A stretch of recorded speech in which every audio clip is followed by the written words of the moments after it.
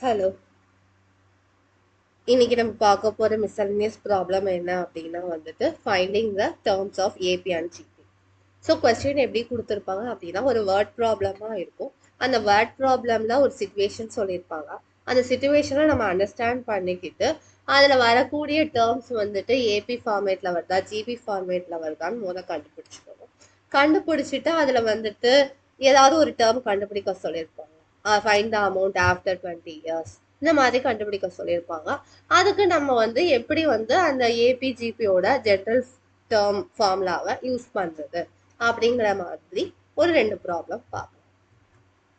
First problem, a man deposited rupees 10,000 in a bank at the rate of 5% simple interest annually. Find the amount in 15th year since he deposited the amount and also calculate the total amount after 20 years.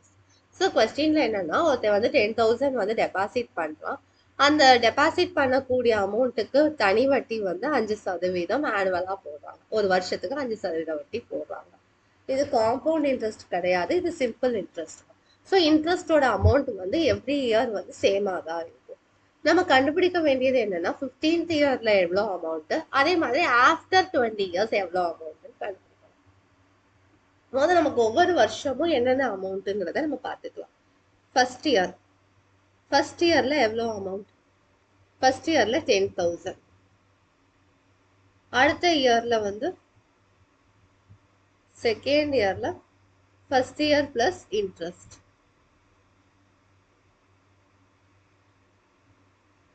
இது interest வருஷம் சேமா தான் இருக்கும். வருஷம் 5,000 sorry 5% of 10,000 which is 500.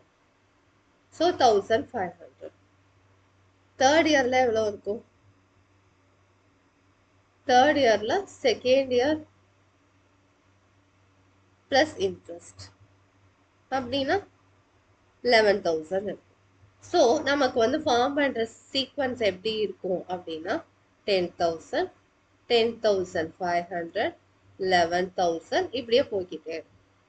இது என்னவா இருக்கும்? ஏபியா தான் இருக்க முடியும், பிகாஸ் காமன் டிஃபரன்ஸ் இருக்கும். ஸோ ஏவோட வேல்யூ 10,000, டியோட வேல்யூ 500, டிஎன்னோட formula A plus N minus 1 into D. First question என்ன? Amount in 15th year. So இந்த இடத்துல வேர்டு 2 ப்ரிப்போஷன் யூஸ் பண்ணியிருக்காங்க. In 15th year, after 20 years. In 15th இயர்னா கண்டுபிடிக்க வேண்டியது T15. Amount after 20 years. அந்த ஆஃப்டர்ங்கிற வார்த்தைக்கு என்ன பண்ணணும் அப்படின்னா அதை ரீஃப்ரேஸ் பண்ணணும். அமௌண்ட் இன் 21st இயர், அதுக்கு அடுத்த வருஷம் எவ்வளோ அமௌண்ட் அப்படிங்கிறது தான் symbolic representation. Amount after 20. So T21 கண்டுபிடிக்கலாம். இந்த ரெண்டையும் கண்டுபிடிச்சோம்னா இந்த சம் ஃபினிஷ் பண்ணிடலாம். So 10,000 plus 15 minus 1 into 500. So 10,000 plus 14 times 500.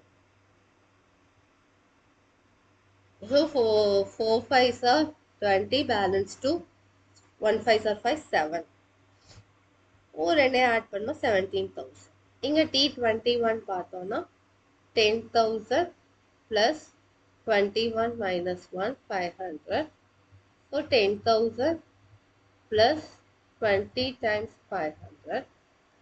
Then 10,000 plus 10,000. Answer 20,000. So amount in 15th year 17,000 will be the answer. And after 20 years, அதோட answer 20,000. Next one போலாமா? A manufacturer records that the value of a machine which cost him rupees 15,625 will depreciate every year 20%. So ஒவ்வொரு வருஷமும் 20% குறைஞ்சிட்டே வரும். It is nothing but 80% of amount தான் cost பண்ண முடியுது. That means first yearல 15,625. Okay. இப்போ second இயர்ல எவ்வளோ காஸ்டா இருக்கு அப்படின்னா 20% ஆஃப் அமௌண்ட் குறைஞ்சு 80% ஆஃப் 15,625 தான். சரி, தேர்ட் இயர்ல எவ்வளோ இருக்கு அப்படின்னா செகண்ட் இயரை விட 20% குறைஞ்சது. 80% ஆஃப் செகண்ட் இயர். அப்படிதான் போயிட்டு. ஓகே, இப்போ இந்த 80% எப்படி எழுதலாம்? 80/100 எழுதலாம். அதை சிம்பிளிஃபை பண்ணோம்னா 4/5 வரலாம். ஸோ நம்மளோட டேர்ம்ஸ் எப்படி இருக்குன்னா 5 15625, 4/5 15625 and 4/5 whole square 15625. இப்படி போய்கிட்டே இருக்கும். இதை வச்சு நம்ம என்ன சொல்லலாம்? இது ஒரு ஜிபிஎஃப் ஃபார்ம் பண்ணுதுன்னு சொல்லலாமா? ஸோ ஏ வந்து 15625, ஆர் வந்து 4/5, ஜென்ரல் டேர்ம் வந்து an is equal to ar power n minus 1. Question கேட்டிருக்கிறது end of 5 years. அப்படின்னா என்ன அர்த்தம்? in 5th year, in 6th year. So a6 கண்டுபிடிக்கணும். So 15625 times r-னா 4/5 power 6 minus 1. 15625 times 4 power 5, 5 power 5. So 15625 அப்படின்றது வந்துட்டு என்னன்னா 5 power 6 தான் 15625 அப்படின்னு சொல்றோம். பிகாஸ் 5625 times 25 போடுங்க. 525 are 125, balance 12. 225 are 50, 62. Then 625 are 150, 156. Okay. So 625ங்கிறது 5 power 4, அதை விட 5 ஸ்கொயர். ஸோ அந்த மாதிரி பிரித்து கூட நம்ம எழுதிக்கலாம் நம்மளோட கன்வீனியன்ட்டுக்கு. 5 times 5 இன்ட்டு இதை வந்து 4 times 4 power 4ன்னு எழுதிக்கலாம் ஃபார் அவர் கன்வீனியன்ஸ். கீழே 5 power 5. ஸோ இது கேன்சல் ஆகி இது கேன்சல் ஆயிரும். இங்கே 5 times 4 வந்து 20 இன்ட்டு 4 power 4ன்னு எழுதலாம். 4 power 4 வந்து 256ன்னு நமக்கு தெரியும். இதை ரெண்டையும் மல்டிப்ளை பண்ணணும்னா 0, 6 2s are 12, balance 1, 5 2s are 10, 11, balance 1, 2s are 4, 5. So totally வந்துட்டு 5 வருஷம் கழிச்சு அந்த மிஷினோட அமௌண்ட் வந்து 5120 அப்படின்னு சொல்லியிருக்காங்க. ஸோ இந்த ரெண்டு சம்லையும் நம்ம பார்க்குறது என்ன அப்படின்னா வந்துட்டு ஒன்று வந்து ஒரு இந்த சிச்சுவேஷனுக்கு ஏற்ற மாதிரி நம்ம வந்து என்ன ப்ராக்ரெஷன்னு கண்டுபிடிக்கணும் ஃபர்ஸ்ட். இது வந்து ஈச் இயர் குறைஞ்சிட்டே போகுது அப்படின்னு சொன்னதுனால இது வந்து ஜிபின்னு கண்டுபிடிச்சோம்.